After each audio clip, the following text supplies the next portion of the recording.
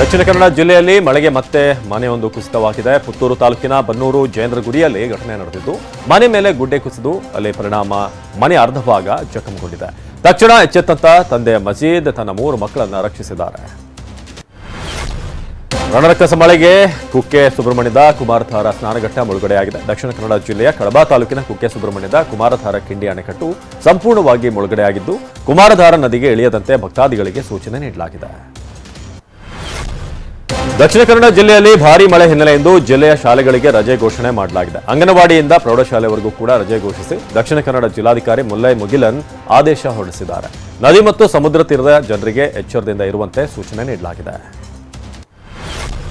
ಉತ್ತರ ಕನ್ನಡ ಜಿಲ್ಲೆಯ ಹೊನ್ನಾವರದ ಭಾಸ್ಕೇರಿ ಬಳಿ ಭಾರೀ ಮಳೆಯಿಂದಾಗಿ ಗುಡ್ಡ ಕುಸಿದಿದೆ. ಇದರಿಂದಾಗಿ ರಾಷ್ಟ್ರೀಯ ಹೆದ್ದಾರಿ 206ರಲ್ಲಿ ವಾಹನ ಸಂಚಾರ ಸಂಪೂರ್ಣ ಬಂದ್ ಆಗಿದೆ. ಕಾರವಾರದಿಂದ ಬೆಂಗಳೂರಿಗೆ ತೆರಳುವಂತಹ ವಾಹನ ಸವಾರರು ಪರದಾಡುವಂತಾಗಿದೆ. ಉತ್ತರ ಕನ್ನಡ ಜಿಲ್ಲೆಯ ಶಿರ್ಸಿ, ಸಿದ್ದಾಪುರ, ಯಲ್ಲಾಪುರ ಭಾಗದಲ್ಲಿ ಧಾರಾಕಾರ ಮಳೆಯಾಗ್ತಿದೆ. ಕಾರವಾರ, ಅಂಕೋಲ, ಭಟ್ಕಳ, ಹೊನ್ನಾವರದಲ್ಲಿ ಸಣ್ಣ ಮಳೆಗೆ ಅವಾಂತರ ಉಂಟಾಗಿದೆ. ಕಾರವಾರದ ಮಾಲಾದೇವಿ ನಗರದಲ್ಲಿ ಮನೆಗಳು ಜಲಾವೃತವಾಗಿವೆ. ಚಿಕ್ಕಮಗಳೂರು ಜಿಲ್ಲೆಯಲ್ಲಿ ಒಂದೇ ಸಮನೆ ಜೋರು ಮಳೆ ಆಗ್ತಿದೆ. ಮೂಡಿಗೆರೆ ತಾಲೂಕಿನ ಕೊಟ್ಟಿಗೆಹಾರ, ಚಾರ್ಮಾಡಿ, ಬಣಕಲ್, ದೇವರಮನೆ ಸುತ್ತಮುತ್ತ ಧಾರಾಕಾರ ಮಳೆಯಾಗ್ತಿದೆ. ಕಳಸಾ ತಾಲೂಕಿನ ನೆಲ್ಲಿಬೀಡು ಗ್ರಾಮದ ಬಳಿ ರಸ್ತೆಗೆ ಅಡ್ಡಲಾಗಿ ಮರ ಉರುಳಿ ಬಿದ್ದಿದೆ. ಇದರಿಂದಾಗಿ ಕುದುರೆಮುಖ ಕಾರ್ಕಳ ರಸ್ತೆ ಸಂಚಾರ ಬಂದ್ ಆಗಿದೆ. ಕೊಡಗು ಜಿಲ್ಲೆಯಾದ್ಯಂತ ಮಳೆ ಆರ್ಭಟಿಸ್ತಾ ಇದ್ದು ಕಾವೇರಿ ನದಿಗೆ ಜೀವಕಳೆ ಬಂದಿದೆ. ಮೊರನಾಡು ಸಮೀಪ ಬಲಮುರಿಯ ಪುರಾತನ ಸೇತುವೆ ಜಲಾವೃತವಾಗಿದ್ದರೆ ಭಾಗಮಂಡಲ ತ್ರಿವೇಣಿ ಸಂಗಮದಲ್ಲಿ ನೀರಿನ ಮಟ್ಟ ಏರಿಕೆಯಾಗಿದೆ. ಇನ್ನೊಂದೆಡೆ ತಡೆಗೋಡೆ ಇಲ್ಲದೆ ಮಡಿಕೇರಿ ನಗರದ ಕಾಲೇಜು ರಸ್ತೆ ಕುಸಿತವಾಗಿದೆ. ದಕ್ಷಿಣ ಕನ್ನಡ, ಉಡುಪಿ, ಉತ್ತರ ಕನ್ನಡದಲ್ಲಿ ಭಾರೀ ಮಳೆಯ ಮುನ್ಸೂಚನೆ ಹಿನ್ನೆಲೆ ರೆಡ್ ಅಲರ್ಟ್ ಘೋಷಣೆ ಮಾಡಲಾಗಿದೆ. ಜೂನ್ 28ರಿಂದ 29ರವರೆಗೆ ಚಿಕ್ಕಮಗಳೂರು, ಕೊಡಗು, ಶಿವಮೊಗ್ಗದಲ್ಲಿ ಮುಂದಿನ 2 ದಿನ ಭಾರೀ ಮಳೆಯಾಗುವಂತಹ ಸಂಭವ ಇದ್ದು ಆರೆಂಜ್ ಅಲರ್ಟ್ ಘೋಷಣೆ ಮಾಡಲಾಗಿದೆ.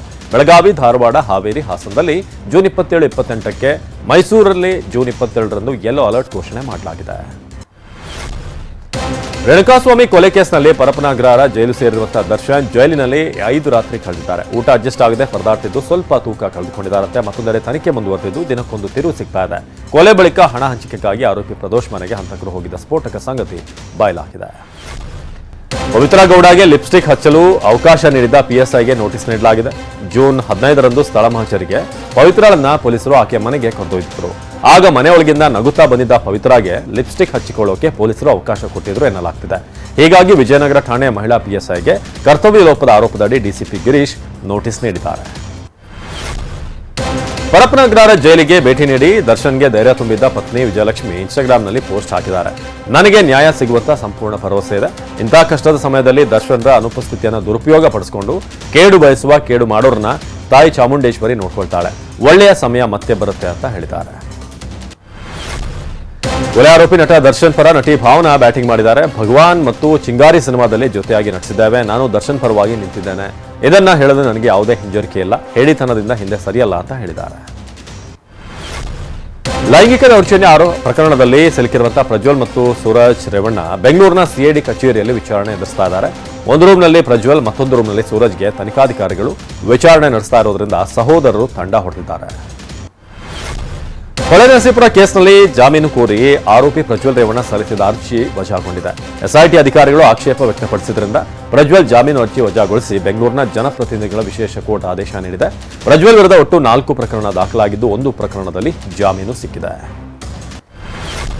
4 ಪ್ರಕಾರಗಳಲ್ಲಿ ಆರೋಪಿಯಾಗಿರುವಂತಹ ಪ್ರಜ್ವಲ್ ಮತ್ತೆ ಎಸ್ಐಟಿ ಕಚೇರಿಯಲ್ಲಿ ವಿಚಾರಣೆಯನ್ನು ಎದುರಿಸ್ತಾ ಇದ್ದಾರೆ. ಸಂತ್ರಸ್ತೆಯೊಬ್ಬರ ವಿಡಿಯೋ ವೈರಲ್ ಮಾಡಿದ ಆರೋಪದಡಿ ಪ್ರಜ್ವಲ್ ವಿರುದ್ಧ 4ನೇ ಎಫ್ಐಆರ್ ದಾಖಲಾಗಿತ್ತು. ಹೀಗಾಗಿ ನಿನ್ನೆ ಪ್ರಜ್ವಲ್ರನ್ನ ಬಾಡಿ ವಾರೆಂಟ್ ಮೇಲೆ ವಶಕ್ಕೆ ಪಡೆದಿರುವಂತಹ ಎಸ್ಐಟಿ ಅಧಿಕಾರಿಗಳು ತೀವ್ರ ವಿಚಾರಣೆ ನಡೆಸುತ್ತಿದ್ದಾರೆ.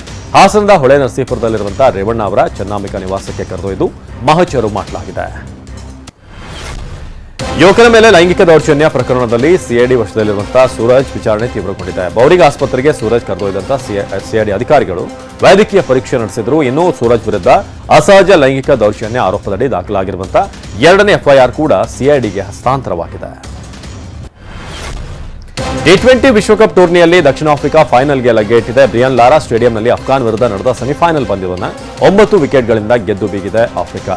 ಹರಣಗಳ ಮಾರ್ಕ ದಾಳಿಗೆ ತುತ್ತಾದ ಅಫ್ಘಾನ್ ಕೇವಲ 56 ರನ್ಗೆ ಆಲ್ಔಟ್ ಆಯಿತು. ಪ್ರತಿಯಾಗಿ ಆಫ್ರಿಕಾ 8.5 ಓವರ್ಗಳಲ್ಲೇ ಜಯ ಸಾಧಿಸಿದೆ. ಎರಡನೇ ಸೆಮಿಫೈನಲ್ಗೆ ಕ್ಷಣಗಣನೆ ಶುರುವಾಗಿದ್ದು ಭಾರತ ಮತ್ತು ಇಂಗ್ಲೆಂಡ್ ನಡುವೆ ಹೋರಾಟ ನಡೆಯಲಿದೆ. ಗಯಾನಾದ ನ್ಯಾಷನಲ್ ಸ್ಟೇಡಿಯಂನಲ್ಲಿ ಭಾರತೀಯ ಕಾಲಮಾನ ರಾತ್ರಿ 8 ಗಂಟೆಗೆ ಪಂದ್ಯ ಆರಂಭವಾಗಲಿದೆ. ಈ ಪಂದ್ಯಕ್ಕೆ ಮಳೆಯ ಆತಂಕ ಎದುರಾಗಿದೆ. ಇಂದು ವಿಶ್ವದಾದ್ಯಂತ ಪ್ರವಾಸ ಅಭಿನಯದ ಕಲ್ಕಿ 2898 ಸಿನಿಮಾ ಬಿಡುಗಡೆಗೊಂಡಿದೆ. ರಿಲೀಸ್ ಮುನ್ನವೇ ಸದ್ದು ಮಾಡಿದ್ದ ಕಲ್ಕಿ ಅಡ್ವಾನ್ಸ್ ಬುಕಿಂಗ್ನಲ್ಲಿ 13 ಲಕ್ಷ ಟಿಕೆಟ್ ಸೇಲ್ ಆಗಿತ್ತು. ಬೆಂಗಳೂರು, ಆಂಧ್ರ, ತೆಲಂಗಾಣದಲ್ಲಿ ಭರ್ಜರಿ ಓಪನಿಂಗ್ ಪಡೆದಿದೆ. ಮೊದಲ ದಿನವೇ 150 ಕೋಟಿ ರೂಪಾಯಿ ಗಳಿಸುತ್ತೆ ಅಂತ ಚಿತ್ರತಂಡ ನಿರೀಕ್ಷೆ ಮಾಡಿದೆ. ಡಾರ್ಲಿಂಗ್ ಪ್ರಭಾಸ್ ಜೊತೆ ಬಿಗ್ ಬಿ, ಅಮಿತಾಬ್ ಬಚ್ಚನ್, ಕಮಲಾ ಹಾಸನ್ ಹಾಗೂ ದೀಪಿಕಾ ಪಡುಕೋಣೆ ಕಲ್ಕಿ ಚಿತ್ರದಲ್ಲಿ ಪ್ರಮುಖ ತಾರಾಗಣದಲ್ಲಿ ನಟಿಸಿದ್ದಾರೆ. ಇನ್ನು ನಾನಿ, ದುಲ್ಕರ್ ಸಲ್ಮಾನ್ ಹಾಗೂ ವಿಜಯ್ ದೇವರಕೊಂಡ ಗೆಸ್ಟ್ ರೋಲ್ಗಳಲ್ಲಿ ಕಾಣಿಸಿಕೊಂಡಿದ್ದಾರೆ. ಮಹಾನಟಿ ಖ್ಯಾತಿಯ ನಾಗ್ ಅಶ್ವಿನ್ ಆಕ್ಷನ್ ಕಟ್ ಹೇಳಿದ್ದಾರೆ.